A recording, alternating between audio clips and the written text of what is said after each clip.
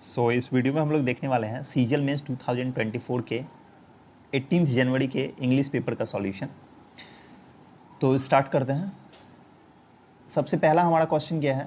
हमारा सबसे पहला क्वेश्चन है fill in the blanks appropriate option के साथ Rashid was not able to blank the pain after the accident. Accident के बाद जो दर्द हो रहा था, पेन हो रहा था, वो राशिद जो है एबल नहीं था ब्लैंक करने के लिए, उसे बियर करने के लिए। बियर, इस बियर का मतलब होता है वाइन, तो ये नहीं हो सकता।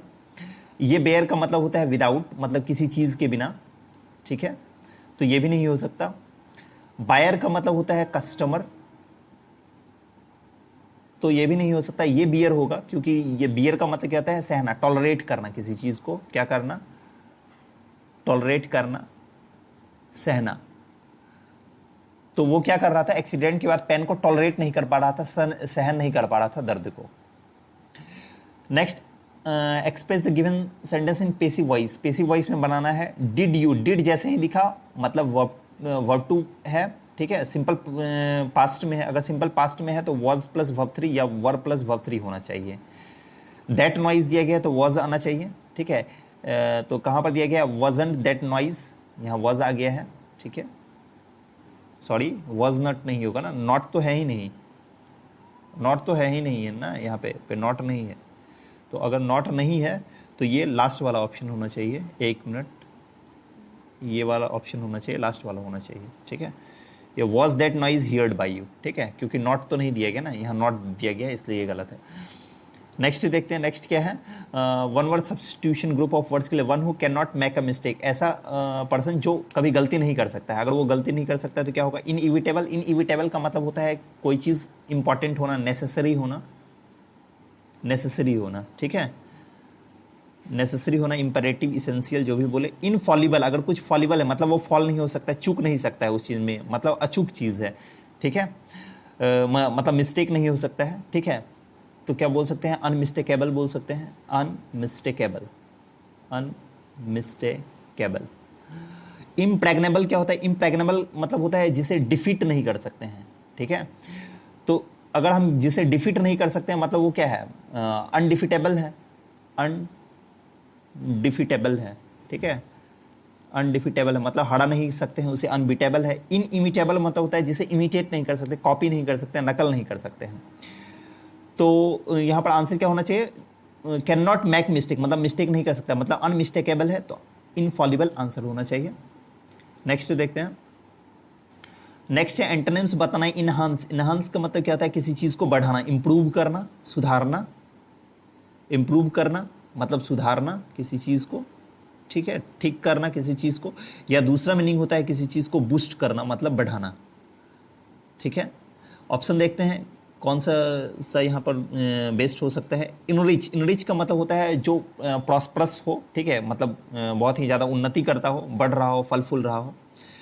यहाँ पर इम्पेयर। इम्पेयर का मतलब होता है किसी चीज़ को खराब करना है। तो एंटोनिम्स हमें पूछा जा रहा है, अगर हम किसी चीज़ को इंप्रूव कर रहे हैं, सुधार रहे हैं, तो इम्पेयर कर रहे हैं मतलब खराब कर रहे हैं उस चीज़ को, क्या करना?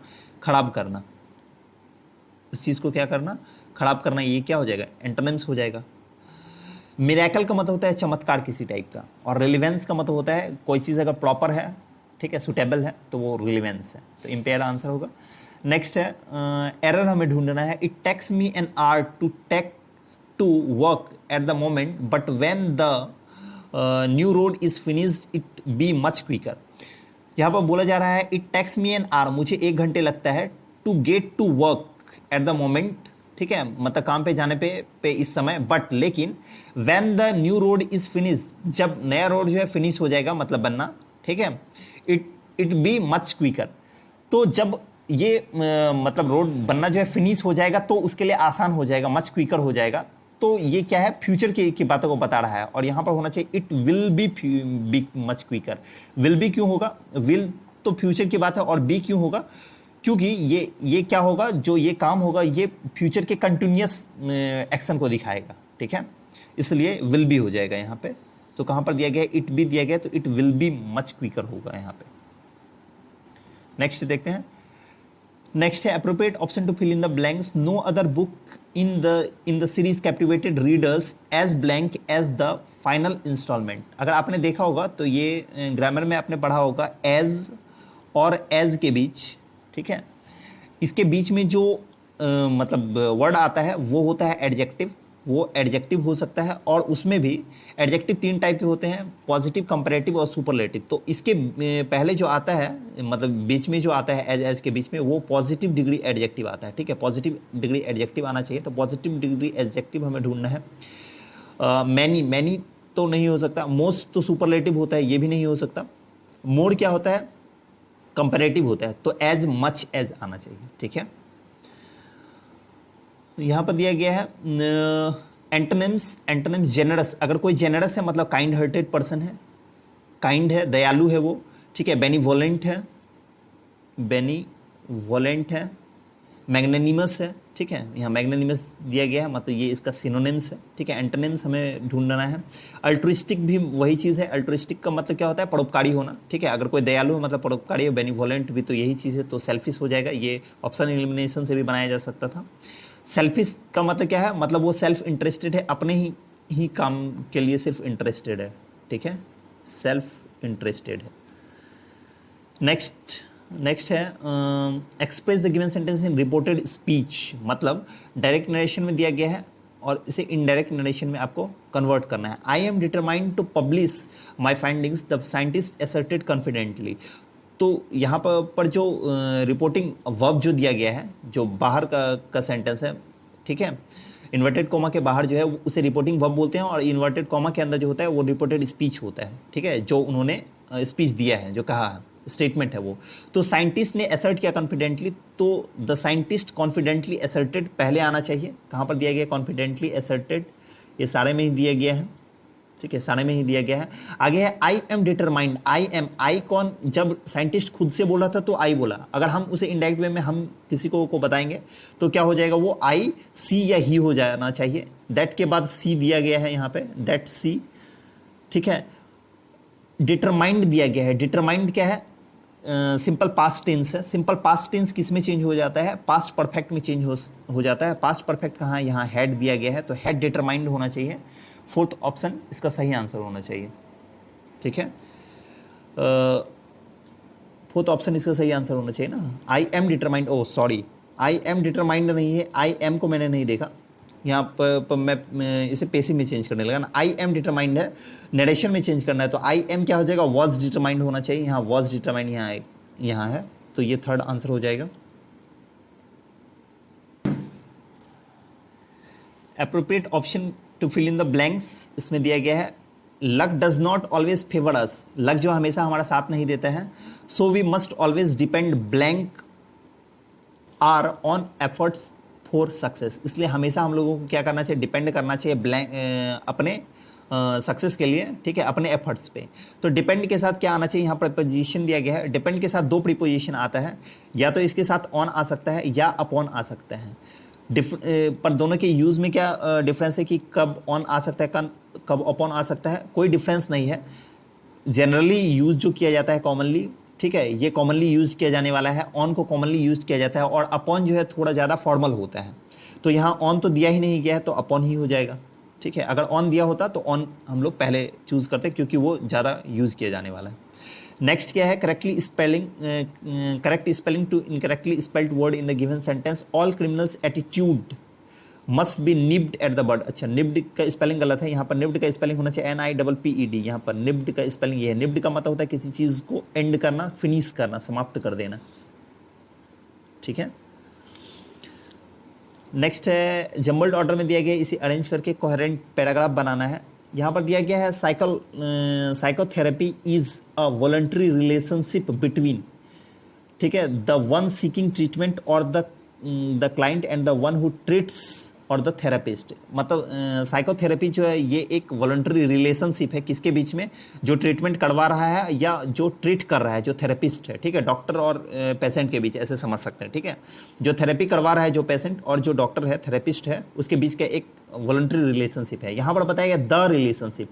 तो द लगा के हम लोग क्या करते हैं? किसी चीज़ को मतलब जो पहले ही इंट्रोड्यूस कर दिया गया है, जो डेफिनेट चीज़ें हैं उसे बताते हैं। तो द रिलेशनशिप का मतलब उस रिलेशनशिप की बात की जा रही है जो पहले बताया गया। तो यहाँ पर बताया गया अ वॉलंटरी रिलेशनशिप, मतलब बी हमेशा ए के बाद ही आएगा, इस चीज़ से हम लोग कंफर्म हो गए। बी हमेशा ए के बाद आएगा। कहाँ पर बी ए के बाद दिया गया है, ए के बाद यहाँ पर बी दिया गया है, यहाँ पर बी पहले ही दे दिया गया है, तो 2 ऑप्शन पहले ही एलिमिनेट हो गया। यहाँ पर ए के बाद बी दिया गया है और यहाँ पर भी ए के बाद बी दिया गया है, ठीक है। अब बीच में सी आ भी सकता है, ठीक है, इसे देख के हम आगे पढ़ के समझ में आएगा। The purpose of the relationship, फिर द रिलेशनशिप का जिक्र किया गया उस रिलेशनशिप के बारे में, is to help the client to solve the psychological problems being faced by her और हिम। पर्पस क्या होता है इस रिलेशनशिप का, कि जो क्लाइंट जो है, मतलब जो पेशेंट है, वो जो साइकोलॉजिकल जो भी प्रॉब्लम को फेस कर रहा है उसे क्या करना, सॉल्व करना। यहाँ पर डी में दिया गया है psychotherapies aim at changing the maladaptive behaviors, decreasing the sense of personal distress and helping the client to adapt better to her or his environment। अच्छा, यहाँ पर आप देख सकते हैं कि इसमें अडाप्ट करने के बारे में बताया गया और यहाँ पर भी इन्वायरमेंट के बारे में बताया गया। तो पहले अडाप्ट करेगा तब यहाँ पर चेंज के बारे में बताया गया। ई में चेंज भी made an individual personal environment. तो हम अगर किसी को अगर किसी इन्वायरमेंट में फिट होना है, ठीक है, उसे चेंज करना है, तो पहले वो उस इन्वायरमेंट के लिए एडजस्ट करेगा, फिर उसे चेंज कर सकता है। पहले खुद को किसी इन्वायरमेंट में क्या करना होगा, एडजस्ट करना होगा। तो डी भी पहले आएगा ई से पहले। अब डी और ई के बीच में कुछ आ भी सकता है, लेकिन डी पहले आएगा। तो डी ई पहले इसमें दिया गया है, डी ई से पहले आएगा और यहाँ पर 3 में ई पहले आ गया है डी से। यहाँ पे भी डी और ई में से डी पहले आया है। अब हम कैसे समझ सकते हैं कि कौन सा पहले आएगा, इसमें 4th ऑप्शन में दिया गया ए और स्टार्टिंग में, और फर्स्ट ऑप्शन में डी दिया गया। तो ए और डी को पढ़ेंगे कि कौन सा जो है फर्स्ट में आ सकता है। ए में बताया गया कि साइकोथेरेपी के लिए जो है एक वॉलंटरी रिलेशनशिप होता है, ठीक है। एक साइकोथेरेपी जो एक वॉलंटरी रिलेशनशिप होता है किसके बीच में, जो ट्रीटमेंट ले रहा है और जो थेरेपिस्ट है। डी में बताया गया कि साइकोथेरेपी का एम होता है चेंज करना किसी के बिहेवियर को। तो पहले साइकोथेरेपी के बारे में बताया गया है ए में, और इसके बाद फिर जो है डी में साइकोथेरेपी का जो पर्पस होता है, ठीक है, उसका एम जो होता है उसे बताया गया है, ठीक है। डी में क्या बताया गया है, उसके एम को बताया गया है। तो पहले इंट्रोड्यूस किस में किया गया है, ए में किया गया है, इसलिए ए से स्टार्ट होना चाहिए। ऑप्शन 4 सही आंसर होगा। Express the given sentence passive voice में चेंज करना है। काउज्ड दिया गया, वर्ब 2 में दिया गया, इसे चेंज करेंगे तो वाज काउज्ड होना चाहिए। कहाँ पर दिया गया, यहाँ हैज़ बिन दिया गया, हैड बिन दिया गया, यहाँ हैज़ बिन दिया गया, वाज काउज्ड दिया गया है, ये सही आंसर हो जाएगा।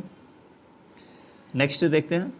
नेक्स्ट है complete the dialogue for person B using the correct idioms. अच्छा, एक पहला आदमी है, पर्सन ए है, वो बोल रहा है आई एम सो नर्वस, मैं इतना नर्वस हूँ, आई एम सो नर्वस, मैं बहुत नर्वस हूँ। आई डोंट थिंक, मुझे नहीं लगता है, I should make the speech tomorrow, कि मैं जो है कल स्पीच जो है बना पाऊंगा, ठीक है, स्पीच दे पाऊंगा। पर्सन बी क्या बोल रहा है, नो नहीं, you are just getting blank, आप बस ब्लैंक हो रहे हैं। ब्लैंक की जगह बताना है कि क्या हो रहे हैं, कैसा हो रहे हैं। You have prepared for this, आपने इस चीज़ के लिए क्या किया है, तैयारी की है। तो अगर कोई नर्वस हो रहा है तो उसके लिए कौन सा इडियम्स यूज़ करते हैं, हॉट फिट, कोल्ड हैंड या कोल्ड फुट। अगर कोई नर्वस कब होता है, जब डर होता है अंदर से। तो अगर कोई डर किसी को डर होता है किसी चीज़ के लिए, मतलब हाथ पांव ठंडे पड़ जाते हैं उसके, तो हाथ पांव ठंडे पड़ना मत, तो हॉट तो हो ही नहीं सकता, ये option eliminate.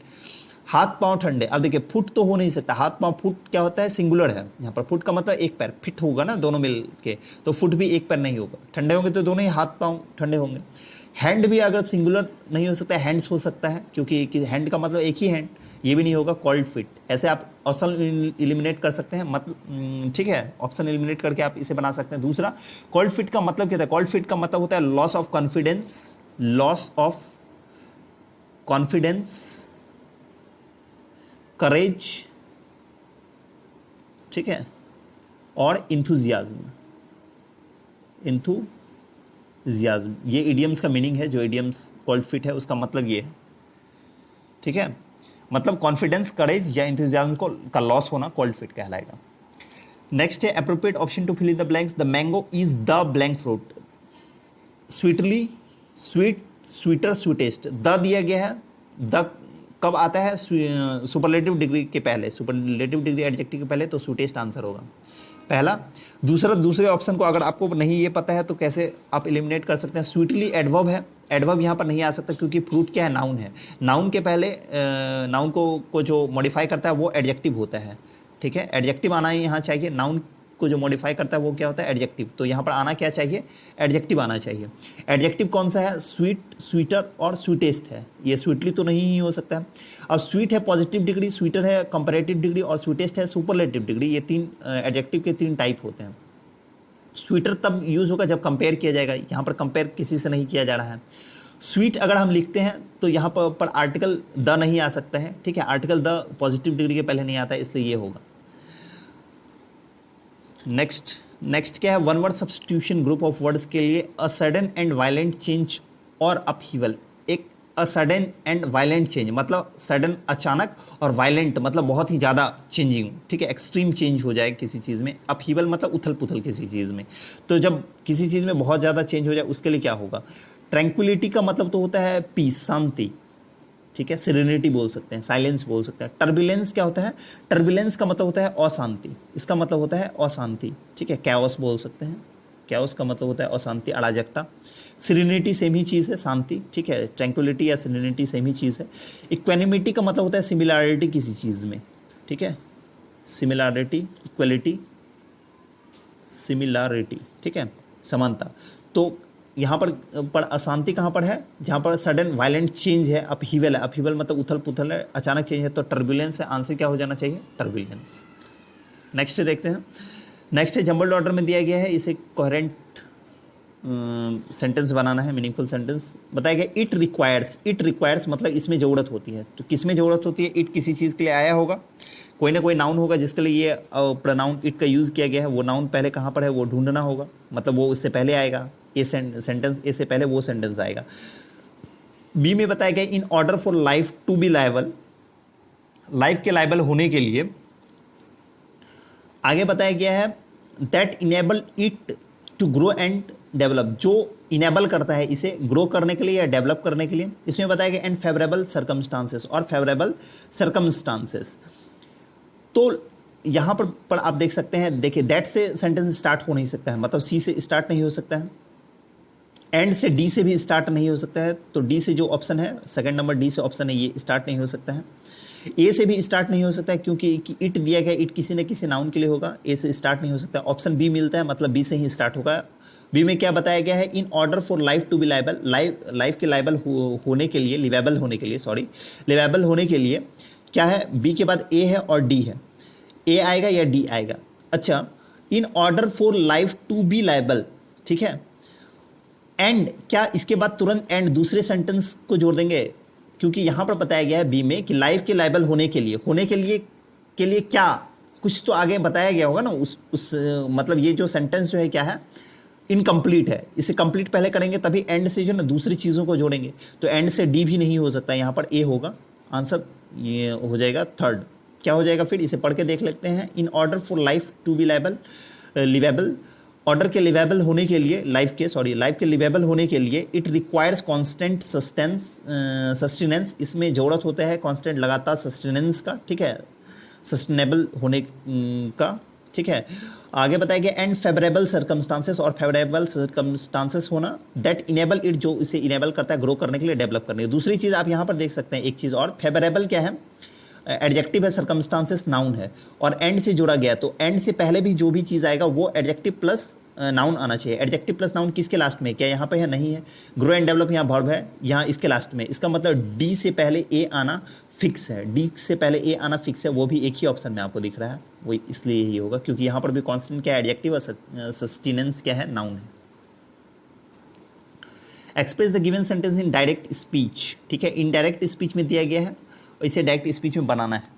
The teacher informed that the exam had been postponed, had been दिया गया, इसका मतलब क्या होगा, ये हैज़ बीन होना चाहिए, क्योंकि हैड बीन कब होता है, जब हैज़ बीन होगा वो हैड बीन में चेंज होता है। तो हैज़ बीन कहाँ पर दिया गया, यहाँ पर हैज़ बीन दिया गया है, यहाँ पर हैड पहले से दिया गया, ये नहीं हो सकता, वॉज दिया गया, नहीं होगा। अब the exam has been postponed, यहाँ तक तो सही है। आगे देख लेते हैं, द टीचर इन्फॉर्म्ड दैट, तो यहाँ पर क्या आना चाहिए, इन्फॉर्म्ड ही आना चाहिए। इन्फॉर्म्स तो होगा नहीं क्योंकि ये फिर चेंज हो जाएगा फिर प्रेजेंट के अकॉर्डिंग, ठीक है, प्रेजेंट टेंस के अकॉर्डिंग, इसलिए इन्फॉर्म्ड होना चाहिए। आंसर फर्स्ट होगा।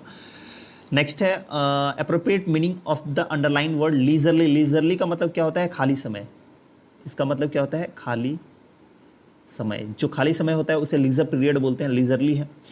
अगर आप खाली समय में हैं मतलब आप आराम से कंफर्टली हैं, ठीक है, कंफर्ट में हैं, आराम से आप कुछ कर सकते हैं। तो हेस्टिली तो होगा नहीं, जल्दबाजी में आप नहीं कर सकते हैं।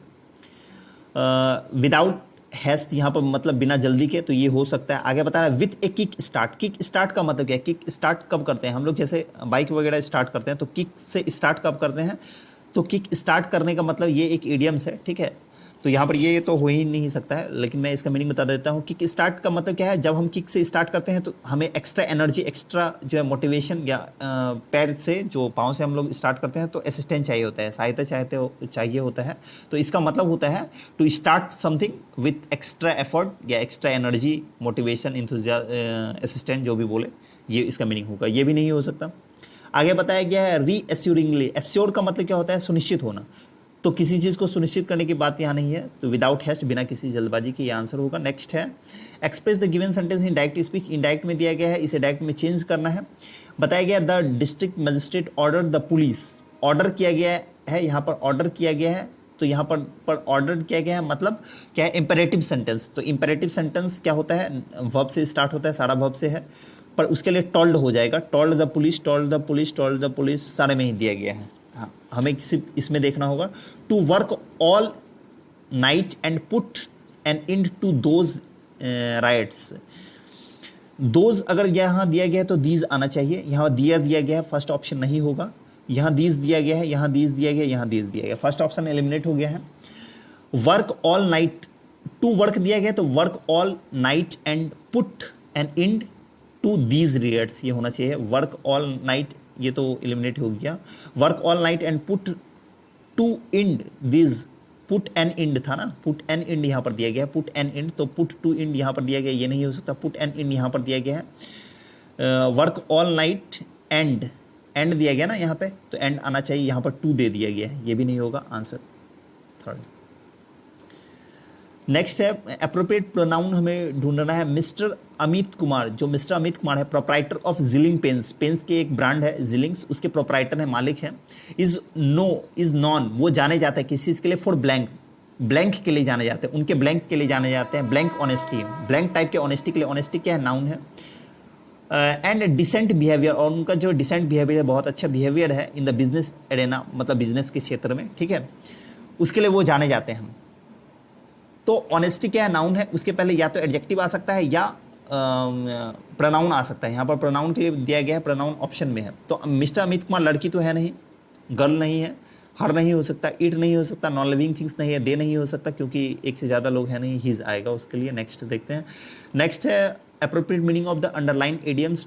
पुल आउट ऑल द स्टॉप्स, जितने भी स्टॉप्स हैं, स्टॉप्स का मतलब क्या होता है? रुकावट, बाधा। तो जितने भी रुकावट है, बाधा है, उसे आप क्या कर लिए? पुल आउट कर लिए, मतलब हटा दिए। पुल आउट का मतलब हटाना या खींचना। तो अगर उसे आप हटा देते हैं तो इसका मतलब क्या है? कि आप उसके लिए जो है एफर्ट डाल रहे हैं, ठीक है। इसका मतलब ये होता है टू रिमूव ऑल बैरियर्स, सारे ही बैरियर को हटा देना। या इसका दूसरा मीनिंग ये भी हो सकता है to make all possible efforts, किसी काम को करने के लिए पूरा जितना भी एफर्ट्स आप लगा सकते हैं वो आप क्या कर लीजिए? लगा दिए, ठीक है। तो दोनों ही मीनिंग हो सकता है, देख लेते हैं। To do everything to make something successful, किसी चीज़ को सक्सेसफुल करने के लिए हर एक चीज़ करना, एवरीथिंग करना। गिव अप इजली, यहाँ गिव अप करने का कोई सेंस नहीं है। कीप थिंग्स सिंपल, किसी चीज़ को सिंपल रखना, यहाँ सिंपल रखने का बात नहीं। वेट पेशेंटली वेट करने का भी बात नहीं है। सक्सेसफुल होने के लिए एवरीथिंग करना, ये सही आंसर होगा। नेक्स्ट है एंटोनिम्स बताना है दिए हुए वर्ड के। एक्यूमुलेट का मतलब क्या होता है? गैदर करना, जमा करना, किसी चीज़ को गैदर करना, कलेक्ट करना, ठीक है। एंटोनिम्स बता रहा है तो गार्नर्ड, यहाँ गार्नर एक वर्ड है, इसका भी मतलब होता है जमा करना, ठीक है। बंच का मतलब गुच्छा होता है किसी चीज़ का, ठीक है, क्लस्टर। स्पेयर्ड क्या होता है? स्पेयर का मतलब होता है किसी चीज़ को एक्सपेंड करना, ठीक है। तो ये भी नहीं होगा, क्या हो जाएगा? नहीं, स्पेयर्ड दिया गया ना, सॉरी। स्कैटर्ड का मतलब हो जाएगा एक्सपेंड करना, किसी चीज़ को फैलाना। तो एंटोनिम्स तो ये होगा ना, कलेक्ट का मतलब जमा करना और स्कैटर्ड का मतलब क्या होता है, फैलाना। तो आंसर ये हो जाएगा। स्पेयर्ड का मतलब क्या हो जाता है, स्पेयर्ड का मतलब होता है कोई चीज़ एक्सेस, ठीक है, बहुत ज़्यादा होना, एक्सेस होना किसी चीज़ का, तो ये भी नहीं होगा, आंसर स्कैटर्ड हो जाएगा। नेक्स्ट है express the given sentence in passive voice, ठीक है, पेसिव वॉइस में इसे एक्सप्रेस करना है। तो एवरीवन वाज सरप्राइज्ड दिया गया है, सॉरी पेसिव वॉइस में चेंज तो पहले से ही है, यहाँ पर देना चाहिए था एक्टिव वॉइस में चेंज करने के लिए, क्योंकि पहले से ही सेंटेंस पेसिव वॉइस में, तो इसे एक्टिव वॉइस में चेंज करना है। इंस्ट्रक्शन गलत दिया गया है इस क्वेश्चन में, एक्टिव वॉइस में इसे चेंज करना है। एवरीवन वाज सरप्राइज दिया गया है, मतलब इसके साथ क्या आना चाहिए, वर्ब टू आना चाहिए। वर्ब टू कहाँ पर दिया गया, यहाँ सरप्राइज्ड मिल रहा है, यहाँ वर्ब वन दिया गया है, यहाँ वॉज दिया गया है, इस दिया गया है, सरप्राइज्ड यहाँ पर वर्ब टू दिया गया, ये आंसर होगा। नेक्स्ट है जम्बल्ड ऑर्डर में दिया गया है 1 और 6, पहले ही जो 1 पे दिया गया और 6 पे दिया गया। इसका मतलब ये होता है कि जो पहला सेंटेंस दिया गया और जो लास्ट में जो सेंटेंस दिया गया वो वैसे ही होगा, बीच वाले सेंटेंस को आगे पीछे आपको करना है, रीअरेंज करना है ताकि ये मीनिंगफुल बन जाए, ठीक है। India has been a land, India जो है लैंड रहा है, भूमि रहा है, किस चीज़ के लिए भूमि रहा है। एंड से स्टार्ट नहीं कर सकते हैं, यहाँ से तो स्टार्ट हो ही नहीं सकता है, क्योंकि यहाँ से दूसरी बात को ऐड किया गया है। तो जो पहला सेंटेंस दिया गया है India has been a land, India एक लैंड रहा है, भूमि रहा है किस चीज़ का, उसे पूरा ही नहीं किया गया है। तो यहाँ पर बट से भी यहाँ कॉन्ट्रास्ट दे रहा है, कॉन्ट्रास्ट भी नहीं चाहिए। नॉट तो चाहिए ही नहीं, मतलब ऑफ से स्टार्ट होगा, तो क्यू से स्टार्ट होना चाहिए, क्यू से स्टार्ट होने वाला एक ही ऑप्शन है, ये ऑप्शन एलिमिनेट ऐसे ही हो जाएगा, आप ऐसे बना के निकल जा सकते हैं, ठीक है। जंबल्ड ऑर्डर में दिया गया है, इसे भी अरेंज करके मीनिंगफुल कोहेरेंट पैराग्राफ बनाना है। बताया गया है as cost of raw materials can not be reduce, मतलब हालांकि जो रॉ मटेरियल्स हैं, कच्चे जो मटेरियल्स हैं, उनके कॉस्ट को जो है रिड्यूस नहीं किया जा सकता, कम नहीं किया जा सकता। Exporters try to cut labour cost, इसलिए एक्सपोर्टर जो है, जो एक्सपोर्ट करने वाले हैं, वो लेबर कॉस्ट को कम करना चाह रहे हैं। यहाँ पर बताया गया लार्ज एमएनसीज, और यहाँ पर बताया गया दीज लार्ज एमएनसीज, तो लार्ज एमएनसी को यहाँ पर इंट्रोड्यूस किया गया है और उसी लार्ज एमएनसीज को यहाँ पर फिर से उस चीज़ का जिक्र किया गया है, मतलब बी पहले आएगा सी बाद में आएगा, ये भी फिक्स है। इसके बीच में हो सकता है और भी कोई चीज़ आ जाए, अगर कोई और सेंटेंस आ जाए, लेकिन चांसेस कम है क्योंकि किसी में एमएनसीज का और जिक्र नहीं है। तो बीसी एक लिंक है, बीसी कहाँ पर लिंक है, यहाँ क्या बीसी दिया गया है, नहीं है एक साथ, बीसी यहाँ पर दिया गया है, बीसी यहाँ पर भी नहीं दिया गया है, यहाँ पर सी भी उल्टा दे दिया गया है, तो बीसी एक ही में दिया गया है, ये आंसर होना चाहिए, ठीक है। नेक्स्ट देखते हैं। एग्जाम में हमें इसी टाइप से बनाना होता है, क्योंकि इतना टाइम नहीं होता है कि हम लोग पूरे सेंटेंस को पढ़ें, ठीक है। तो ऑप्शन एलिमिनेशन ज़्यादा बेस्ट होता है, ठीक है। कुछ ऐसे चीज़ों को आपको ढूंढना है जिससे आप ऑप्शन एलिमिनेट कर सकें। नेक्स्ट फिर से जंबल्ड ऑर्डर में आ गया, इसे भी बनाते हैं। जंबल्ड ऑर्डर में दिया गया है, इसे अरेंज करके मीनिंगफुल सेंटेंस बनाना है। इट कंसिस्ट, इट दिया गया है मतलब प्रोनाउन आया है, किसी नाउन के लिए आया होगा। यहाँ पर हिज दिया गया है तो किसी ने किसी पर्सन का जिक्र पहले हुआ होगा, उसके लिए आया होगा, ये भी स्टार्टिंग हो सकता है। Each of the horses, each of the horses मतलब हॉर्स को पहले जिक्र किया गया हो, उसके बारे में यहाँ पर बताया गया, ये भी पहले नहीं आ सकता। सी से स्टार्ट होना चाहिए, सी से स्टार्ट होने वाला सारा ही ऑप्शन है, तो अब हमें पढ़ना होगा। अच्छा, सी में एक चीज़ देख सकते हैं, सी में बताया गया है Shi Huangdi was the founder of Qin dynasty and was the first ruler of unified China in 221 BC। जो यहाँ पर सी हुआंगडी के बारे में जो जिक्र किया गया है उसी के लिए हीज आया है, मतलब सी से स्टार्ट होगा, उसके बाद कहीं ना कहीं डी आया होगा। सी डी एक ही में दिया गया है फर्स्ट ऑप्शन में, तो फर्स्ट ऑप्शन एक ही है, सी डी यहाँ पर आ जाएगा। सी डी यहाँ पर एक साथ नहीं दिया गया है कहीं पर भी, ये आंसर हो जाएगा। दूसरा इट कंसिस्ट दिया गया है, तो मतलब इसमें कंसिस्ट है। बताया गया है हिज म्यूजियम, जो उसका म्यूजियम था, ठीक है, वाज रिसेंटली हाल ही में डिस्कवर किया गया है 1974 में चाइनीज़ पीजेंट्स के द्वारा who were drilling a well, एक वेल जो है कुआं खोद रहे थे, उसमें जो उसका म्यूजियम मिला, मतलब उसका कब्र मिला, ठीक है। अगर वो कब्र मिला उसी के बारे में बताया गया यहाँ इट कंसिस्ट, मतलब उसके कब्र में ही जो टेराकोटा आर्मी ये वो था, मतलब सी डी के बाद ए आना भी फिक्स है। डी भी एक लिंक था, सी डी भी एक लिंक था, और ए के बाद बी भी एक लिंक है, क्योंकि यहाँ पर बताया गया है मेन एंड हॉर्सेस, हॉर्सेस को यहाँ पर जिक्र किया गया और द हॉर्सेस उसके बारे में बताया गया है, तो ए के बाद बी भी एक लिंक है, मतलब सब एक दूसरे से लिंक्ड है यहाँ पे। Appropriate homophone for the option from the option to fill in the blanks. Homophone मतलब जो सुनने में सेम जैसा होता है पर बट उसका क्या होता है, मीनिंग अलग होता है। We should blank away all prejudices to live in harmony. हमें वी शुड ब्लैंक, हमें ब्लैंक करना चाहिए ऑल प्रिजुडाइसेस, जितने भी प्रिजुडाइसेस होते हैं, ठीक है, टू लिव इन हार्मनी, साथ में रहने के लिए, ठीक है, हार्मनी के साथ रहने के लिए हमें सभी प्रिजुडाइसेस को, ठीक है, सभी जो भी मतलब जेलसी है या किसी के साथ, ठीक है, मनमुटाव है, प्रिजुडाइसेस का मतलब वही है, उसे क्या करना चाहिए, ब्लैंक अवे कर देना चाहिए। ब्लैंक अवे करना चाहिए मतलब उसे हटा देना चाहिए। हार्मनी अगर आप शांति से रहना चाहते हैं मतलब उसे हटाना होगा। तो कास्ट अवे करना, कास्ट अवे यहाँ पर जो है फ्रेजल वर्ब दिया गया है, कास्ट अवे करना, इसका मतलब होता है थ्रो करना। कास्ट अवे का मतलब ये दोनों लिंक होगा, ठीक है। कास्ट अवे का मतलब हो जाएगा थ्रो करना, किसी चीज़ को फेंक देना, हटा देना। ये कास्ट का मतलब होता है जाति, जो हम लोग अलग अलग जात के होते हैं वो कास्ट है ये कोस्ट का मतलब होता है जो सी के का जो किनारा होता है, ठीक है, कोस्ट जो होता है किनारा किसी सी वगैरह का, रिवर का, वो कॉस्ट। और ये कॉस्ट का मतलब किसी चीज़ का दाम जो होता है, प्राइस होता है वो। तो यहाँ पर कास्ट अवे होना चाहिए क्योंकि यहाँ पर वर्ब हमें चाहिए, वर्ब और प्रीपोजिशन मिलके फ्रेजल वर्ब होता है जिसका मीनिंग थ्रो है। यहाँ पर ये सब नाउन है, ठीक है, तो ये आंसर हो जाएगा। नेक्स्ट है correct spelling incorrectly spelled word के लिए। यहाँ पर गाउज का स्पेलिंग पूछा जा रहा है। गाउज कहीं पर दिया गया होगा जो कि हाँ, यहाँ गाउज का स्पेलिंग गलत दिया गया है। गाउज का स्पेलिंग होता है GAUGE, यस। गाउज, गाउज का मतलब क्या होता है, गाउज का मतलब होता है किसी चीज़ को एसेस करना, किसी चीज़ को क्या करना, जज करना, ठीक है, आंकना, किसी चीज़ को, किसी चीज़ को आंकना, एसेस करना या जज करना। तो गाउज का स्पेलिंग कहाँ दिया गया है, यहाँ पर सही दिया गया है, ये आंसर होगा।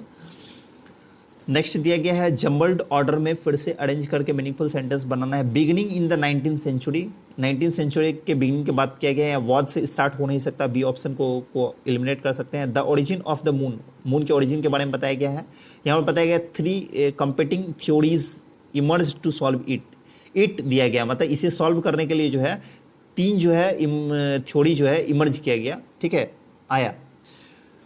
तो किसे सॉल्व करने के लिए, यहाँ पर कहीं पर कोई दिया गया, यहाँ पर दिया गया, आप देख रहे हैं मिस्ट्री, एक लॉन्ग मिस्ट्री है, उसी को सॉल्व करने के बारे में यहाँ पर बताया जा रहा है, ठीक है। और यहाँ पर बताया गया है और मून के ओरिजिन के बारे में, मतलब स्टार्ट किससे होना चाहिए, डी से तो स्टार्ट हो ही नहीं सकता, डी से भी स्टार्ट नहीं हो सकता क्योंकि यहाँ पर इट आया है जो कि पहले किसी चीज़ के बारे में जिक्र किया गया है, उसी के लिए इट आया है। डी से भी स्टार्ट नहीं हो सकता, ए और सी बचा। ए और सी को देखते हैं। Beginning in the 19th century, 19th century के बिगिनिंग में बी, उसके बाद दिया गया वाज लॉन्ग अ मिस्ट्री। क्या लॉन्ग मिस्ट्री, यहाँ पर बताया रहा है बी में कि एक मिस्ट्री है, तो यहाँ पर किसी चीज़ का जिक्र ए में किया नहीं गया है जो मिस्ट्री होगा, इसलिए ये भी नहीं हो सकता।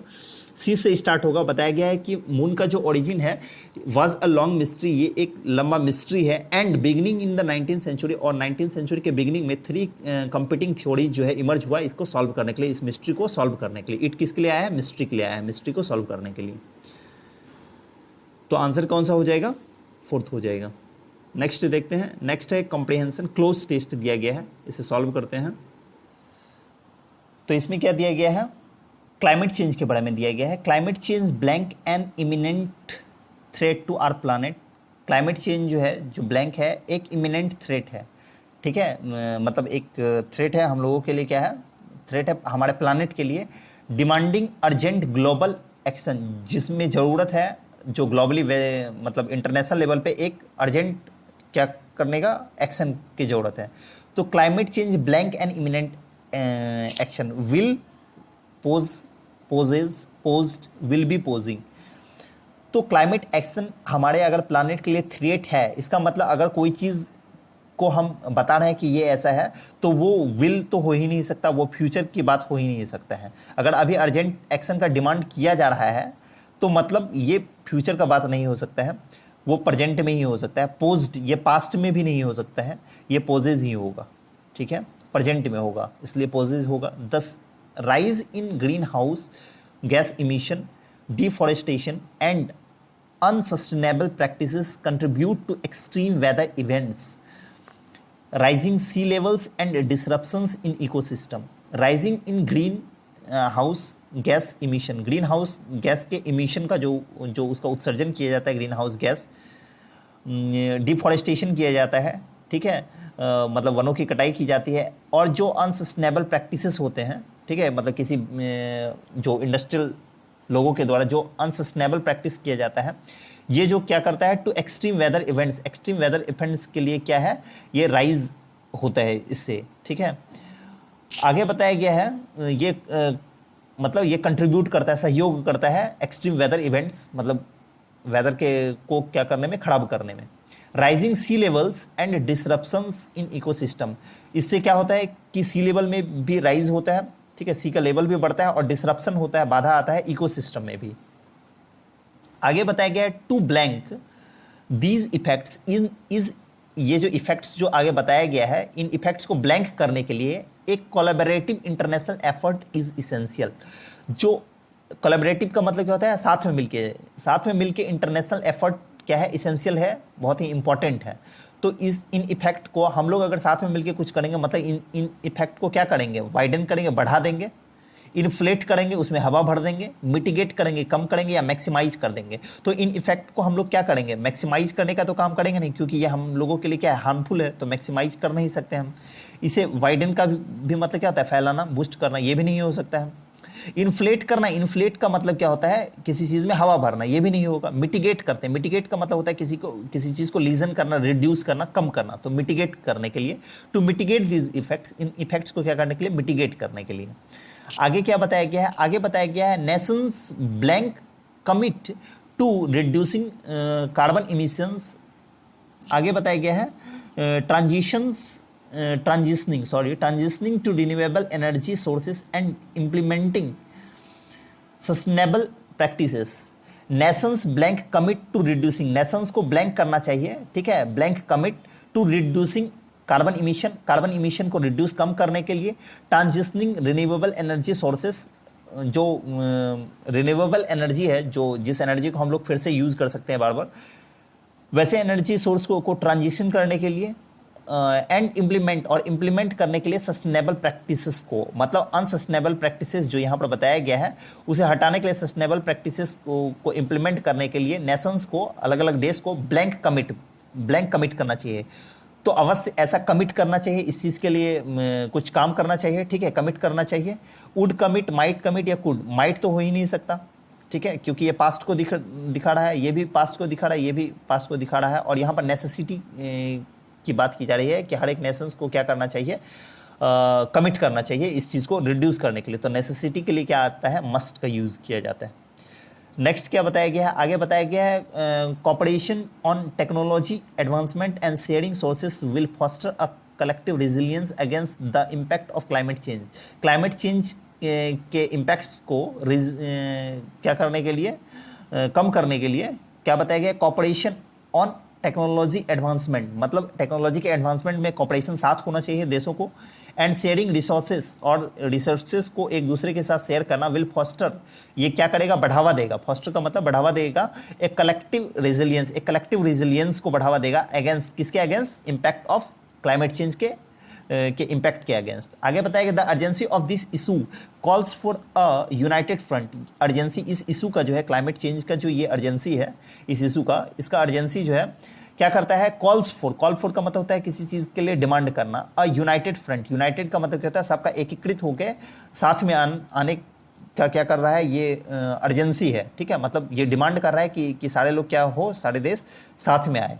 वेयर गवर्नमेंट्स, जहाँ की government, businesses and individuals work together, जिसमें कि गवर्नमेंट, ठीक है, अलग अलग देश की सरकारें, बिजनेसमैन्स, ठीक है, इंडस्ट्रियल पर्सन्स की बात यहाँ की जा रही है, और इंडिविजुअल्स मतलब हम लोगों को क्या करना चाहिए, वर्क टुगेदर, एक साथ काम करना चाहिए, to create a sustainable and resilient future, sustainable और रिजिलियंट फ्यूचर क्रिएट करने के लिए, for the blank to come, जो आने वाला है, ब्लैंक, उसके लिए जो आने वाला क्या है, जनरेशन है, बिजनेसमैन है, पुअर पीपल है, या बैकवर्ड नेशन। बैकवर्ड मतलब जो ऐसा नेशन जो डेवलप्ड नहीं है, ठीक है, डेवलपिंग नहीं है, तो उसके लिए, पुअर लोगों के लिए। तो ये पुअर लोगों से रिलेटेड नहीं है, ये क्या है, ग्लोबल इशू है, तो पुअर लोगों के लिए नहीं हो सकता है, बिजनेसमैन के लिए नहीं हो सकता है, ये जनरेशंस के लिए, मतलब जितने भी जनरेशंस हैं किसी भी कंट्री के, उसके लिए। तो ये जनरेशंस सही आंसर होना चाहिए। नेक्स्ट देखते हैं फिर, नेक्स्ट फिर से कंप्रीहेंशन है और क्लोज टेस्ट है, इसे भी देखते हैं। हाँ, इसमें मैं ये बताना चाह रहा था कि इसमें जो है क्या किया गया है कि 34 क्वेश्चन में जो है ब्लैंक 2 के लिए पूछा गया है, 36 क्वेश्चन में ब्लैंक 1 के लिए पूछा गया है। और मैं दिखा दूं कि 34 के बाद जो क्वेश्चन नंबर 35 में है और 37 में है, ये जो है इस क्लोज टेस्ट से रिलेटेड ही नहीं है एक तरह से, लेकिन फिर भी दिया गया है इसी के अंडर, मैंने इसलिए उसे अलग करके रखा हुआ है। क्लोज टेस्ट जो दिया गया है एक्चुअली वो यही 2 ऑप्शन है, तो इसे पढ़ के हम लोग बना सकते हैं। आगे बताए इसे में बताया क्या गया है, the French revolution is a revolutionary movement. French revolution जो था, फ्रांस की क्रांति एक रिवॉल्यूशनरी मूवमेंट था, क्रांतिकारी एक आंदोलन था। दैट अकर्ड इन फ्रांस, जो अकर्ड में जो कहाँ पर घटित हुआ, फ्रांस में, बिटवीन 1787 एंड 1799, 1787 से 1799 के बीच हुआ था। And reached to its blank in 1789, और 1789 में अपने ब्लैंक पे ये पहुंच गया। ये जो मूवमेंट जो चल रहा था, क्रांति, ठीक है, आंदोलन, ये अपने ब्लैंक पे पहुंच गया, सौरों पे पहुंच गया, दुख पे पहुंच गया, जॉय, खुशी पे पहुंच गया, किलिंग्स, हत्या पे पहुंच गया, या हैंकरिंग पे पहुंच गया है। ठीक है, हैंकरिंग का मतलब क्या होता है, पिक पे पहुंच जाना, कोई चीज़ बहुत ही ज़्यादा एक्सट्रीम हो जाना। तो ये 1789 में ये आंदोलन मूवमेंट क्या हो गया था, बहुत ही अपने पिक पे पहुंच गया था, बहुत ज़्यादा मूवमेंट हो रहा था। तो ये होना चाहिए सही आंसर। आगे बताया गया है, दिस रिवॉल्यूशन, दूसरे कलर से बताता हूं, this revolution had many causes but the most important of all was blank of bourgeoisie who were merchants, manufacturers and professional. This revolution, ये जो रिवॉल्यूशन था, French revolution, had many causes, इसके कई कारण थे, but the most important of all, लेकिन जितने भी कारण थे, ऑफ ऑल का मतलब जितने भी कारण थे, उनमें से जो मोस्ट इंपॉर्टेंट था, जो सबसे महत्वपूर्ण कारण था, वॉज ब्लैंक ऑफ बॉर्जिसी। जो बॉर्जिसी था, बॉर्जिसी का मतलब क्या होता है, कैपिटलिस्ट, जो पूंजीवादी लोग होते हैं, ठीक है, उनका ब्लैंक था इसमें, ठीक है, वो उनका जो है मेन रीजन था। हु वर मर्चेंट्स, जो कौन थे, मर्चेंट्स थे, मतलब व्यापारी थे। कैपिटलिस्ट कौन होते हैं, व्यापारी होते हैं। मैन्युफैक्चरर्स होते हैं, या प्रोफेशनल लोग होते हैं। उनका ब्लैंक था, उनका इसमें क्या था, फाउंडेशन था, मिडिल था, पिनेकल था, या फॉल था उन लोगों का। तो यहाँ पे देखिए, फाउंडेशन का मतलब आधार क्या था, यहाँ पर बताया गया वाज ब्लैंक ऑफ बॉर्जिसी। बॉर्जिसी का क्या था, यहाँ पे ब्लैंक था, मतलब उन लोगों का क्या था, फाउंडेशन था, किसी टाइप का बेस था, मिडिल था, मतलब बीच में था, मिड था, या पिनेकल था। पिनेकल का भी मतलब होता है मतलब बहुत ही ज़्यादा एक्सट्रीम होना कोई चीज़, या फॉल, उस चीज़ का गिरावट था। तो उन लोगों का पिनेकल था, मतलब उन लोगों का बहुत ही ज़्यादा वहाँ पर क्या था, प्रभाव था। ठीक है, वो लोग पिनेकल थे, मतलब वो लोग एक्सट्रीम थे, बहुत ही ऊपर था, तो वो मेन कारण था। ठीक है, तो आगे यहाँ पर पढ़ने का कोई मतलब नहीं है क्लोज टेस्ट, क्योंकि इससे रिलेटेड आगे क्वेश्चन जो है जो 35, 37 दिया गया वो इससे रिलेटेड ही नहीं है। जितना जरूरत था वो मैंने बताया। आगे इसमें बताया गया है, जो क्वेश्चन है 35, बताया गया है, what is the meaning of the phrase a Clarion call. ये क्या है, एक इडियम्स फ्रेज है जिसका मतलब होता है एक क्लियर और स्ट्रॉन्ग रिक्वेस्ट किसी चीज़ के लिए। इसका मतलब क्या होता है, a clear and strong request. ठीक है, किसी चीज़ के लिए क्या करना, एक क्लियर, बहुत ही साफ सुथरा और स्ट्रॉन्ग रिक्वेस्ट करना। कहाँ पर दिया गया है, स्ट्रांगली एक्सप्रेस्ड डिमांड। डिमांड किया गया है, मतलब क्या किया गया, रिक्वेस्ट किया गया है, स्ट्रांगली किया गया है, तो ये आंसर होना चाहिए। कॉल्स फॉर फोर्सेस, यहाँ डिक्लेरेशन, वार का डिक्लेरेशन दिया गया है बिगनिंग किसी चीज़ के लिए, तो आंसर क्या हो जाएगा, फर्स्ट। इसमें दिया गया है the most appropriate synonyms. Synonyms पूछा जा रहा है इनहेरेंट का। इनहेरेंट का मतलब क्या होता है, इनबॉर्न। इनबॉर्न मतलब जो जन्मजात, जैसे जो जन्म से ही किसी टाइप का है, तो वो इनबॉर्न है। ठीक है, मतलब नेचुरल है, वो चीज़ें क्या है, वो नेचुरल है, खुद से ही है, कोई उसे बनाया नहीं है। तो आंसर इसका सिनोनिम्स क्या हो जाना चाहिए, नेचुरल यहाँ दिया गया वो होगा। आर्टिफिशियल मतलब सिंथेटिक, जो हम लोग बनाते हैं। इंसाइटेड मतलब प्रोवोक्ड होना, किसी चीज़ से उत्साहित होना, उत्तेजित होना। बोरोड मतलब क्रेडिटेड, उधार लिया हो गया। तो ये दोनों जो है क्लोज टेस्ट से किसी भी टाइप से रिलेटेड नहीं था। अब क्लोज टेस्ट नहीं है, अब पैसेज आ गया। ठीक है, तो हम लोग पैसेज को देखते हैं। इसके लिए हमें पैसेज पढ़ना होगा, उससे पहले हम लोग क्वेश्चन भी पढ़ सकते हैं। देखिए, 2 टाइप से आप पैसेज को सॉल्व कर सकते हैं अपने एग्जाम में। या तो पहले आप क्वेश्चन को पढ़ लीजिए, और फिर जैसे ही आप पैसेज को पढ़ेंगे तो आंसर आपको तुरंत मिल जाएगा। या आप जब पैसेज पढ़ रहे हैं तो उसे जो है लाइट वे में पढ़िए, और माइंड में सब कुछ रखिए, और तुरंत आंसर आप ढूंढ सकते हैं। तो मैं जो है इसमें पैसेज को थोड़ा डिटेल में बताऊंगा ताकि आपको समझ में भी आए, लेकिन आपको इसमें जो है एग्जाम में इसे थोड़ा लाइट वे में पढ़ना है, ऊपर से पढ़ना है। ठीक है, जिसके लिए मैं पैसेज से अगर रिलेटेड वीडियो बनाऊंगा आगे, तो उसमें मैं बताऊंगा कि उसे लाइट वे में ऊपर से कैसे पढ़ा जाता है। Algae are photosynthetic creature that have pigments that aid in photosynthesis. Algae जो है होता है एक फोटोसिंथेटिक क्रिएचर, मतलब फोटोसिंथेसिस में ये क्या करता है, भाग लेता है। और उसमें क्या होता है, पिगमेंट होता है, कलर होता है, दैट एड इन फोटोसिंथेसिस, जो हेल्प करता है, एड का मतलब हेल्प करना, फोटोसिंथेसिस में हेल्प करता है, सच एज क्लोरोफिल, क्लोरोफिल की तरह। दे do not how ever have the actual stems, हालांकि कि क्या है, उनमें जो है एक्चुअल स्टेम नहीं होता है, तना नहीं होता है, रूट्स नहीं होता है, जड़ नहीं होता है, लिव्स पत्ते नहीं होते हैं, फाउंड इन वास्कुलर प्लांट्स, जैसा कि वास्कुलर प्लांट्स में पाया जाता है वैसा उसमें नहीं होता है। आगे बताया गया है while some of them have many cells, जबकि उनमें से ऐसे कई चीज़ों में क्या होता है, मैनी सेल्स, कई सेल्स होते हैं। अदर आर यूनिसेलुलर, और कई ऐसे भी अलगी होते हैं जो यूनिसेलुलर होते हैं, मतलब उसमें एक ही सेल होता है। They might establish colonies as well, वो अब आपस में मिलकर एक कॉलोनी भी बना सकते हैं। The majority of algae are aquatic, जो जितने भी अलगी होते हैं, जितने भी टाइप के, उनकी जो मेजोरिटी है, मतलब ज़्यादातर जो अलगी के टाइप है वो क्या होते हैं, एक्वेटिक होते हैं, जलीय होते हैं, मतलब जल में, जो पानी में ज़्यादा रहना पसंद करते हैं। सम आर टेरेस्ट्रियल, कुछ टेरेस्ट्रियल होते हैं, मतलब जो पहाड़ी क्षेत्र होते हैं ना, पहाड़ी क्षेत्र के नीचे वाला भाग, वहाँ पे रहना पसंद करते हैं। And they can be found on rocks, और वो जो है रॉक्स में, मतलब पत्थरों पे पाए जा सकते हैं, ट्रीज में पाए जा सकते हैं। एंड मोस्ट सॉइल, और जो नमी वाले जो मिट्टी होते हैं उसमें पाए जाते हैं। आगे बताया गया सर्टेन एल्गी स्पीसीज को exist well with other living things, और कुछ ऐसे भी सर्टेन टाइप्स के अलगी होते हैं जो को एग्जिस्ट करते हैं, पहले से ही एग्जिस्ट करते हैं। को एग्जिस्ट का मतलब क्या होता है, एग्जिस्ट करते हैं और साथ में को एग्जिस्ट करते हैं, साथ में एग्जिस्ट करते हैं दूसरे लिविंग थिंग्स के भी साथ। फॉर इंस्टेंस, एग्जाम्पल के लिए बताया गया, lichens are a symbiotic relationship between green algae and fungi. जो लिचेंस है उसका एक सिम्बायोटिक रिलेशनशिप होता है किसके साथ, ग्रीन अलगी के साथ और फंजाई के साथ। ग्रीन अलगी को जो है क्या बताया गया है, एंड ऑफन ब्लू ग्रीन अलगी भी बोला जाता है, मतलब ग्रीन अलगी को का दूसरा नाम है ब्लू ग्रीन अलगी भी। आगे बताया गया है algae are members of a multi phyletic group. Algae जो है ये मल्टीफिलेटिक ग्रुप का एक मेंबर है, सदस्य है। दिस इंडिकेट दैट, ये इंडिकेट करता है, मतलब ये बताता है कि there is no common ancestors and that the species in this category are not necessarily closely related. मतलब ये बताता है, मल्टीफिलेटिक का मतलब क्या है, मतलब ये जो है आपस में इसका कोई भी एंसेस्टर नहीं है, पूर्वज नहीं है, और ये जो है स्पीसीज इस कैटेगरी के आपस में किसी भी टाइप से रिलेटेड नहीं है। दे do not have other morpho anatomical characteristics typical of vascular plants. Vascular plants की तरह जो है इनमें कोई भी मॉर्फो एनाटॉमिकल कैरेक्टरिस्टिक नहीं होता है, ठीक है, मतलब उनके जो बनावट है उससे रिलेटेड कोई भी कैरेक्टरिस्टिक, इनका गुण नहीं है, प्रॉपर्टी नहीं है। But they do not have, but they do have, sorry do not नहीं, do have, but they do have one thing in common, लेकिन उनमें एक चीज कॉमन होता है, they are eukaryotes with the principal pigment being chlorophyll. कि वो क्या होते हैं, यूकैरियोट्स होते हैं। सेल का आपने टाइप अगर पढ़ा होगा, प्रोकैरियोट्स और यूकैरियोट्स, तो आपको पता होगा यूकैरियोट्स क्या होता है। तो वो क्या होते हैं, दे आर यूकैरियोट्स, वो यूकैरियोट्स होते हैं विद द प्रिंसिपल पिगमेंट। उसमें प्रिंसिपल पिगमेंट क्या होता है, जो मुख्य जो उनका कलर होता है, पिगमेंट मतलब कलर, वो क्या होता है, क्लोरोफिल होता है। विच अलाउज, जो अलाउ करते हैं उन्हें, them to perform photosynthesis, photosynthesis क्या करने के लिए, परफॉर्म करने के लिए। Psychology phycology is the scientific name of the study of algae. जो अलगी के स्टडी करते हैं, किसी चीज़ के बारे में जो स्टडी करते हैं उसका कुछ साइंटिफिक नेम होता है। तो अलगी से रिलेटेड जो हम लोग स्टडी करते हैं उसका साइंटिफिक नेम क्या है, फिकोलॉजी।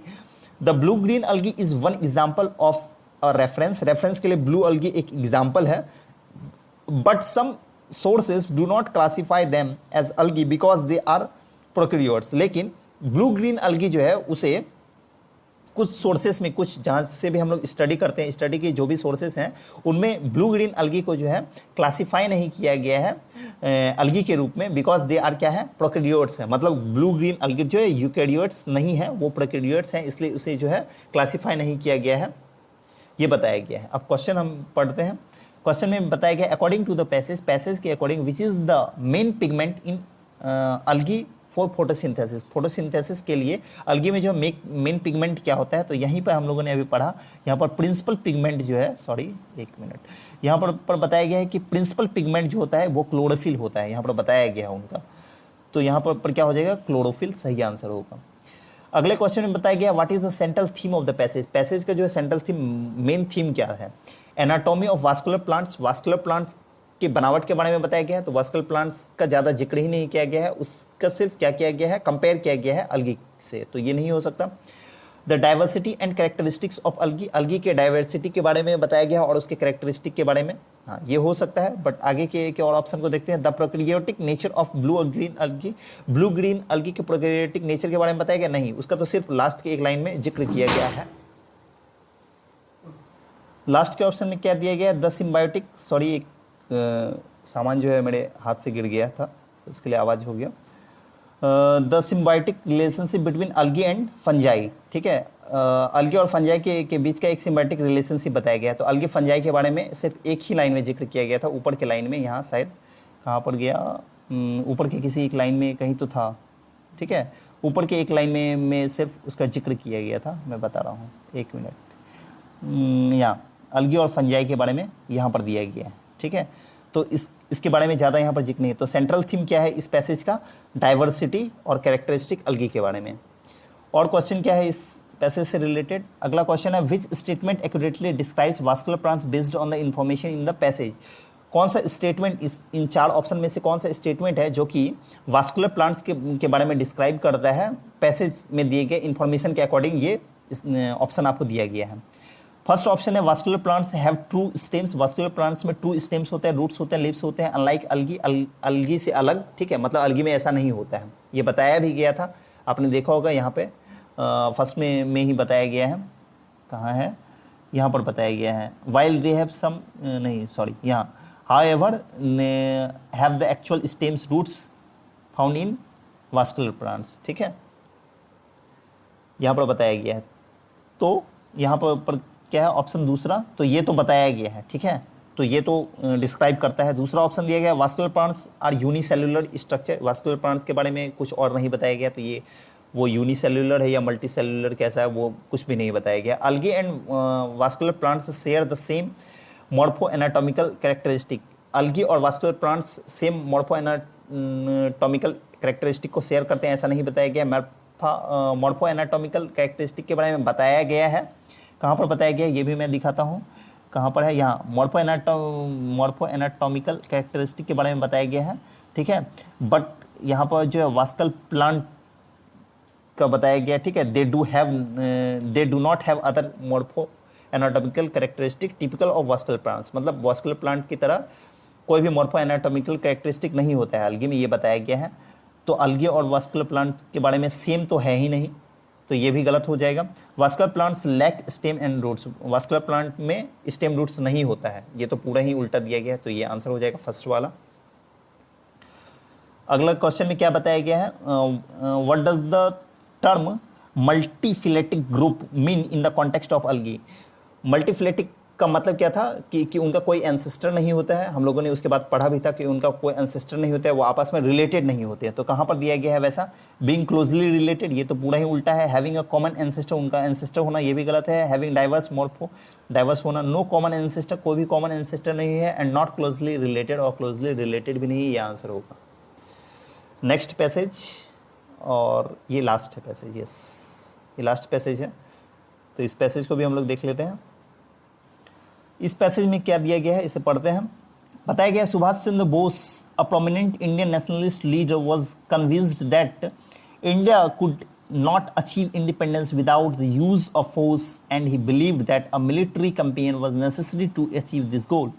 सुभाष चंद्र बोस जो कि एक प्रोमिनेंट, फेमस, मतलब प्रोमिनेंट का मतलब क्या होता है, फेमस एक इंडियन नेशनलिस्ट लीडर थे, उन्हें मनाया गया, वॉज कन्विंस्ड, ठीक है, पेसिव में चल रहा है, वॉज कन्विंस्ड पेसिव में है, मतलब उन्हें मनाया गया कि India could not achieve independence, कि इंडिया जो है स्वतंत्रता प्राप्त नहीं कर सकता है without the use of force, अपने फोर्स के यूज के बिना, ठीक है। एंड ही बिलीव्ड, और उन्होंने माना कि मिलिट्री कैंपेन की जरूरत है इस गोल को अचीव करने के लिए। इसलिए आगे बताया गया है, इन 1942 में Bose formed the Indian national army, Indian national army को जो क्या किया, सुभाष चंद्र बोस ने फॉर्म किया, बनाया, with the help of the Japanese के हेल्प से, ठीक है, जापान के हेल्प से। Bose travelled to Japan in 1941 to seek their support in the struggle against British rule in India, Bose जो है 1941 में जापान गए, ठीक है, ब्रिटिश रूल के अगेंस्ट स्ट्रगल में सपोर्ट के लिए, ठीक है, जापान से।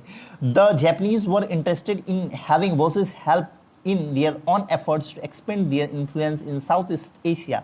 जापानीज जो थे वो इंटरेस्टेड थे बोस के हेल्प करने में, क्योंकि उनका क्या था, इन दियर ऑन एफर्ट्स, अपने एफर्ट्स पे टू एक्सपेंड दियर इन्फ्लुएंस, ताकि उनका साउथ ईस्ट एशिया में क्या हो जाए, जापानीज का इन्फ्लुएंस ज़्यादा बढ़ जाए, ठीक है, उनका जो प्रभाव है वो बढ़ जाए।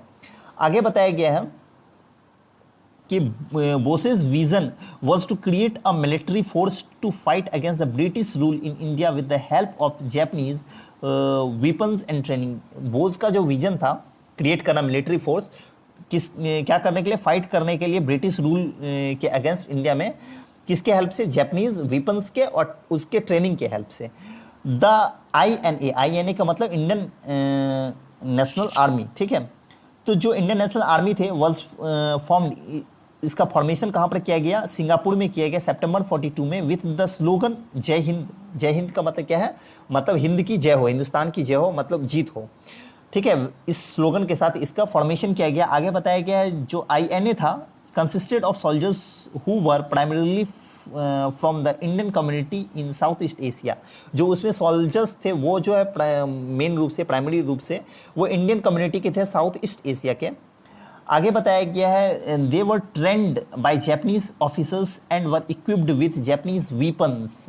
उनको किसके द्वारा, जापानीज ऑफिसर के द्वारा ट्रेन किया गया, ठीक है, और इक्विप्ड किया गया जापानीज वेपन्स से, मतलब उन्हें दिया गया, ये बताया गया। आगे बताया गया द INA जो था fought along side Japanese forces in Burma and other parts of south East Asia during world war 2। जब वर्ल्ड वार 2 चल रहा था तो जो ये INA था, ये जो जापानीज फोर्सेस की तरफ से जो है ना, ठीक है, वो बर्मा में लड़ा भी था, मतलब जिसका अभी म्यांमार नाम है जिस कंट्री का, उसके साइड उसमें लड़ा भी था, ठीक है। आगे बताया गया है bosses leadership of the INA and his military campaigns against the British rule in India made him a popular figure among many Indians। कई इंडियंस के बीच जो है ना, जो बॉस का लीडरशिप था INA में और मिलिट्री कैंपेन में, ठीक है, ब्रिटिश के अगेंस्ट, वो जो है इंडियन के बीच उन्हें क्या कर दिया, पॉपुलर बना दिया, फेमस बना दिया। The consequences of the formation of the INA were significant. जो INA का जो फॉर्मेशन किया गया था, ठीक है, वो क्या था, इसका जो कॉन्सिक्वेंसेस था, इसका रिजल्ट जो था वो क्या था, सिग्निफिकेंट था, बहुत ही इंपॉर्टेंट था, ठीक है। The INA's campaign against the British in India and the Indian soldiers role in Burma campaign had a psychological impact on the British forces. जो INA का कैंपेन जो था ब्रिटिश के अगेंस्ट इंडिया में, ठीक है, और इंडियन सोल्जर्स का जो मतलब रोल जो रहा बर्मा में जो कैंपेन हुआ वर्ल्ड वार 2 में, ठीक है, जापानीज फोर्सेस की तरफ से, वो जो एक साइकोलॉजिकल इम्पैक्ट डाला ब्रिटिश फोर्स पे, ठीक है। आगे बताया गया the British were shocked that Indian soldiers had turned against them. British बहुत शॉक्ड थे कि इंडियन सोल्जर्स जो है उनके खिलाफ आ चुके हैं। Undermining there confidence in maintaining control over India, जो कम कर रहा था उनके कॉन्फिडेंस को, ब्रिटिश की कॉन्फिडेंस को मेंटेन करने में, क्या चीज़, कंट्रोल, उनका कंट्रोल जो था इंडिया पे उसे मेंटेन करने में क्या कर रहा था, उनके कॉन्फिडेंस को अंडरमाइन कर रहा था, कम कर रहा था। The INA also had a significant impact on the Indian independence movement. INA का एक सिग्निफिकेंट इम्पैक्ट रहा इंडिपेंडेंस, इंडिया के इंडिपेंडेंस मूवमेंट में भी। आगे बताया गया bosses vision of a socialist India with equal rights of all citizens inspired many Indians. Bose का जो विजन था सोशलिस्ट इंडिया का, इक्वल राइट्स के साथ, सबका समान अधिकार हो, ठीक है, फॉर ऑल सिटीजन, सभी सिटीजन्स के लिए, इंस्पायर किया बहुत सारे इंडियंस को। आगे बताया गया the INA become a symbol of the struggle. INA जो है एक सिंबल बन गया था, ठीक है, स्ट्रगल किसके अगेंस्ट, ब्रिटिश कॉलोनलिज्म के against. And Bose's slogan of Jai Hind become a rallying cry of the independence movement. और जो बोस के द्वारा जो जय हिंद जो स्लोगन दिया गया था, ये इंडिपेंडेंस मूवमेंट के दौरान जो क्या हो गया था, एक क्या हो गया था, रैलिंग क्राई हो गया था, मतलब जो रैली निकल रहा था फोर्सेस का, उसके बीच ये गूंज रहा था। However the INA's military campaigns were not successful. हालांकि जो मिलिट्री का कैंपेन जो रहा INA का, वो ज़्यादा सक्सेसफुल नहीं रहा इन अचीविंग दियर गोल्स, अपने गोल्स को अचीव करने में, of freeing India from British rule, British rule से इंडिया को फ्री करने में। The INA suffered significant losses in battle and their efforts were undermined by the Japanese surrender in 1945। INA का जो सफर जो रहा, ठीक है, वो आईएनए सफर किया सिग्निफिकेंट लॉस, ठीक है, बैटल में जो है बहुत ही ज़्यादा लॉस हुआ आईएनए को। एंड देयर एफर्ट्स, और उनका एफर्ट्स जो था वर अंडरमाइंड, उसे कम कर दिया गया जापानीज के द्वारा, जब वो 1945 में सेकेंड वर्ल्ड वॉर के दौरान क्या कर दिया, सरेंडर कर दिया। अब क्वेश्चन को हम लोग देख लेते हैं। क्वेश्चन दिया गया है what ultimately undermined the INA's efforts to free India from British rule. जो आईएनए का एफर्ट था उसे अल्टीमेटली क्या अंडरमाइन कर दिया, वही द जापानीज सरेंडर इन 1945, जो हम लोगों ने अभी तुरंत पढ़ा है, ठीक है, तो ये आंसर हो जाएगा। नेक्स्ट क्वेश्चन क्या है, how did Subhas Chandra Bose view India's fight for independence. Subhas Chandra Bose कैसे मतलब जो है देखे इंडिया के फाइट को, किसके अगेंस्ट, इंडिपेंडेंस के लिए, थ्रू पॉलिटिकल नेगोशिएशन, पॉलिटिकल होके देखे, इकोनॉमिक होके देखे, या मिलिट्री कैंपेन के थ्रू, ना नॉन वायलेंट भी नहीं हुए थे, मिलिट्री कैंपेन के थ्रू देखे थे। नेक्स्ट बताया गया है what was the primary reason for the Japanese to support Subhash Chandra Bose and the formation of INA. जो प्राइमरी रीजन क्या था जापानीज का, जो वो सुभाष चंद्र बोस का हेल्प किया फॉर्मेशन में, ठीक है, और फॉर्मेशन में किसमें, आईएनए का। तो उनका मेन प्राइमरी ये क्या था, उनका मतलब अपने इन्फ्लुएंस को बढ़ाना। यहाँ पर कहीं दिया गया था, हाँ, यहाँ एक्सपेंड दियर इन्फ्लुएंस, यहाँ expand their influence in South East Asia, यहाँ पर जो मैंने घेरा है वहाँ पर अब देख सकते हैं, साउथ ईस्ट एशिया में अपने इन्फ्लुएंस को बढ़ाने के लिए वो लोग हेल्प कर रहे थे। तो कहाँ पर दिया गया है, हाँ, यहाँ influence in South East Asia में अपने दे वांटेड एक्सपेंड, अपना एक्सपेंड करना चाहते थे अपने इन्फ्लुएंस को साउथ ईस्ट एशिया में। व्हाट वाज द सिग्निफिकेंट, 45 में क्या है, what was the significance of bosses slogan जय हिंद। बोस का जो स्लोगन था जय हिंद, उनका क्या सिग्निफिकेंस रहा, क्या महत्व रहा, ये पूछा जा रहा है। ये सिंबलाइज किया स्ट्रगल ब्रिटिश कॉलोनलिज्म के लिए। It was a call to arms for the Indian and British army. It represented Bose के विजन को। मैनिफेस्ट, ये क्या था, एक सिंबलाइज्ड था, ठीक है, ये सिंबलाइज्ड किया गया था, यहाँ पर हम लोगों को बताया गया है, मैं दिखा देता हूँ, ठीक है। ब्रिटिश के अगेंस्ट जो स्ट्रगल हो रहा था उसे ये सिंबलाइज किया, यहाँ पर बताया गया है, मैं दिखाता हूँ, यहाँ ये एक सिंबल बन गया था, ठीक है, ब्रिटिश कॉलोनलिज्म के लिए। तो ये हमारा सॉल्यूशन था 18 जनवरी का। 20 जनवरी का भी सॉल्यूशन जल्द ही आएगा। So thanks for watching this video, and if you like this video, do subscribe the channel and share with your friends also. And for PDFs, you can join our channel SSC English by Satyajit. Thanks.